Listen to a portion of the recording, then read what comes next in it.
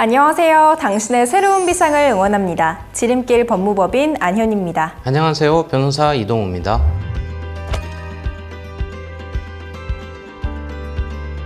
오늘은 굉장히 따끈따끈한 소식을 가져왔는데요. 8월 29일에 서울회생법원에서 보도자료가 나왔습니다. 이 제목은 서울회생법원 개인위생 절차에서 전세사기 피해자 지원인데요. 이후로 31일에 또 부산회생법원에서도 같은 내용의 보도자료가 나왔습니다. 이 전세사기를 당하신 분들께는 정말 좋은 소식이 아닐 수 없네요, 프로님. 네, 정말 좋은 소식이죠. 국토교통부가 전세사기 피해자위원회 회의에서 사건을 심의하고 전세사기 피해자로 최종 의결 하는데요. 8월 21일 기준으로 전세사기 피해자 가결 건수는 무려 3,508건이라고 합니다. 사기 피해가 점차 많아지고 늘어나고 있는 만큼 회생법원에서도 지원 대책을 마련한 것으로 보여요. 네, 전세 사기 피해자분들은 이 전세 보증금을 돌려받지 못하게 됐음에도 이 전세 대출금은 전액 변제를 하게 되는 상황이 발생을 한 거잖아요. 그래서 독촉과 추심에 시달리고 이 경제 생활이 어려워지신 분들이 있는데요. 이분들을 위해서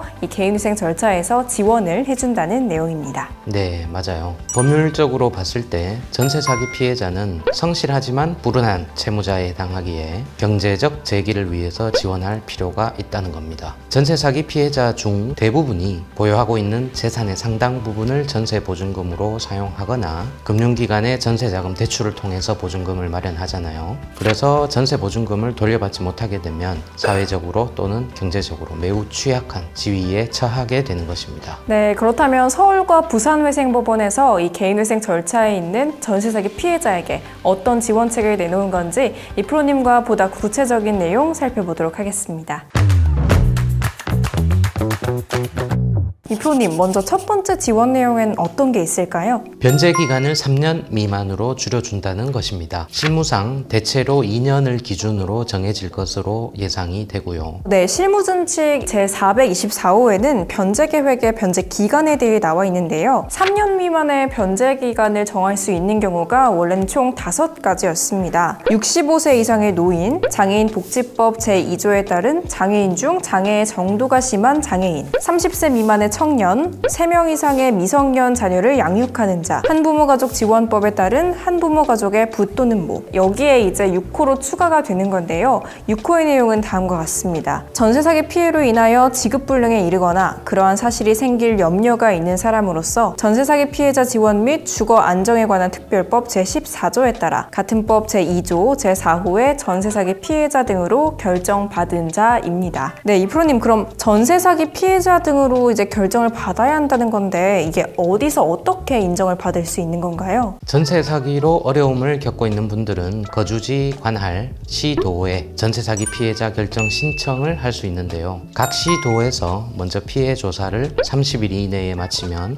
국토부로 넘어가요. 국토부에서 조사 결과를 종합해서 위원회에 안건을 상정하고 안건 상정 후 30일 이내에 피해 인정 여부가 결정이 됩니다. 아직 신청을 하지 않으신 분이라면 지금 화면에 띄어져 있는 이미지 살펴보시고 거주하시는 지역 접수처를 확인을 해서 전세 사기 피해자 신청을 하시면 되겠습니다. 네, 요약하면 이 전세 사기 피해자로 결정을 받으신 분은 실무상 2년 정도로 변제 기간을 가져갈 수 있다는 거네요. 그러니까 원금을 전부 변제할 수 없는 때에도 변제 기간을 짧게 가져갈 수 있다는 점에서 좋은 혜택이라고 볼 수 있는 것 같습니다. 이 프로님, 그러면 이 전세 사기 피해자 결정을 받으면 바로 변제 기간 단축 요건을 충족하는 건가요? 그건 아닙니다. 채무를 못 갚게 된 주된 원인이 전세 사기 피해여야 되는데요. 다만 전세 사기 피해가 꼭 먼저 발생해야 되는 건 아닙니다. 서울회생법원에서는 향후에 이 준칙 악용 사례를 수집을 해서 배제 기준을 마련한다고 하니 전세 사기 피해로 인해 발생된 채무가 확실하다면 무리 없이 본 조건을 충족할 수 있을 거라고 생각을 합니다. 이 프로님, 그거 아세요? 어떤 거요? 바로 회생의 지름길 채널 구독자가 10,000명을 달성했습니다. 와, 벌써 그렇게 됐어요? 네, 그래서 저희가 구독자 10,000명 이벤트를 준비했는데요. 바로 회생의 지름길 채널을 운영하고 있는 저희 법무법인이 어딘지를 맞춰주시고 댓글을 남겨주시면 됩니다. 질문이 너무 쉬운데요. 그쵸?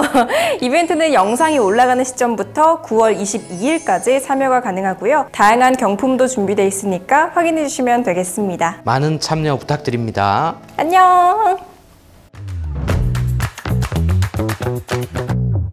네, 그럼 두 번째 지원 내용은 어떤 게 있을까요? 총 3가지 경우에 한해 전세 보증금의 청산 가치를 0원으로 산정합니다. 3가지 경우요? 네, 먼저 채무자가 전세 사기 피해자인 경우를 비롯해서 단순 전세 보증금 미반환 사안이라도 청산 가치를 0원으로 보겠다고 했어요. 이게 어떤 경우냐면 1번으로 전세 목적 부동산의 경매가 완료됐는데도 불구하고 전세 보증금을 반환받지 못한 상태로 해당 부동산의 인도가 완료된 경우, 2번 임대인이 파산 선고 또는 회생 절차 개시 결정을 받은 경우입니다. 말씀해주신 3가지의 경우라면 그 해당 금액만큼 변제액에서 제외가 되면서 채무자가 매월 납입하게 되는 변제액이 줄게 되겠네요. 그럼 확실히 부담도 훨씬 덜하게 되실 것 같아요. 네, 특별법상 전세 사기 피해자 결정을 받지는 않았지만 유사하게 피해를 보고 계신 경우도 포함을 시킨 거죠. 방금 이야기한 3가지 요건 중 하나에 해당하지 않더라도 전세 사기 피해자가 전세 목적 부동산에 대해서 경매 절차에서 우선 변제권은 있지만 배당받을 수 있는지가 분명하지 않다면 임대차 보증금 반환 채권의 청산 가치를 전세 보증금액보다 감액할 수 있도록 했으니 이 점도 알고 계시면 좋겠네요. 네, 자세한 설명 감사드립니다. 이프로님, 혹시 채무자가 전세 사기 피해를 주장을 해도 법원이 받아들이지 않을 수도 있는 건가요? 네, 전체 채무액에서 전세 사기 피해액이 차지하는 비중이나 여러 요건을 확인을 해서 전세 사기가 빚을 못 갚는 주된 원인이 아니라고 판단될 경우에는 지원이 안 될 수도 있습니다. 그럼 마지막으로 전세 사기를 당해서 이제 개인회생을 준비 중인 분들께서 좀 알아둬야 할 꿀팁 같은 게 있을까요? 우선 전세 사기 피해자로 결정을 받으신 분이라면 전세 사기 피해자 지원위원회에 가결 결정문을 제출하셔야 되니까 서류를 준비해 주시면 되고요. 임차 보증금의 청산 가치를 0원으로 인정받거나 감액을 받으시고자 하시는 분들은 전세 사기로 인한 피해를 당했다는 내용을 증명해야 됩니다. 그렇기에 민형사 판결문, 경찰의 기소 의견 송치서, 고소고발 사건